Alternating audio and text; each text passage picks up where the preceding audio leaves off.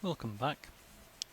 This is the second demo in the um, Terry portrait project.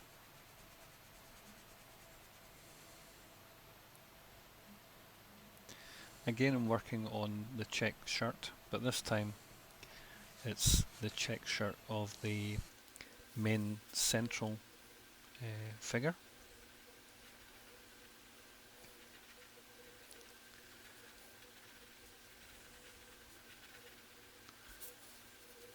I've made a note to say that the central figure was a little bit problematic because I tried bringing the figure forward and putting the figure back and arranging it in different ways, and I couldn't get all the check shirts to quite work together with the three figures, and so I wrestled with that for quite some time. Finally, just resolving on pushing the central larger portrait right to the back and bringing the figure on the bottom left hand side forward a bit.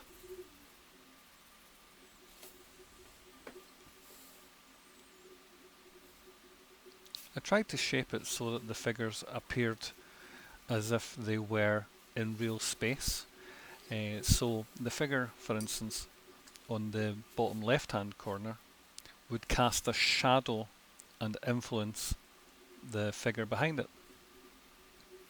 I'm not sure how successful that was, um, because while the images individually are being treated with realism, it's unrealistic that you would get three figures uh, with little miniatures casting shadows upon their larger counterparts. The collar again caused me a lot of problems because I had to maintain the check pattern and the rubric that I had made with the different pencil choices, the 4B, the 2B, HB and 2H,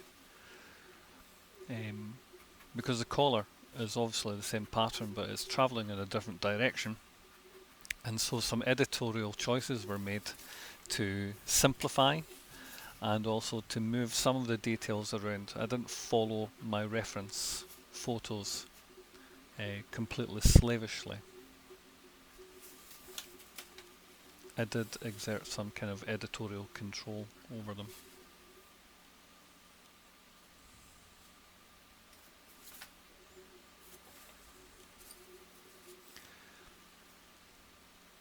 You'll see that the paper under my hand is there to stop any kind of subsequent smudging that could happen. But also I use that or a notepad or a sketchbook beside me so that as I'm working on things, I'm in dialogue with myself. And so what I do is I try to jot down any thoughts or ideas that I have while I'm making an artwork, and see if I can learn from each piece. Perhaps questions raised in one work will become the focus of the next project that I decide to take on. Here I'm darkening the tie. The darkest value is my 4B.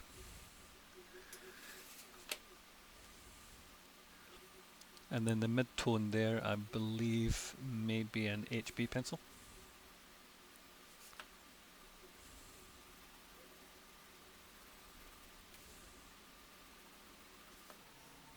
I'm at the bifocal stage of life, so I can't see things that are too far away, and I can't see things that are too close.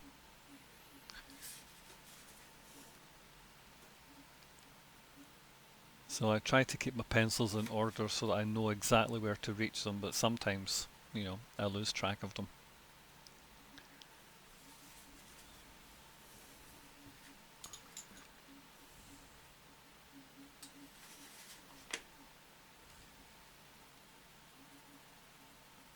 Again, as you work on a piece, as it builds up, the balance of the various different tones in different parts of the artwork can influence each other,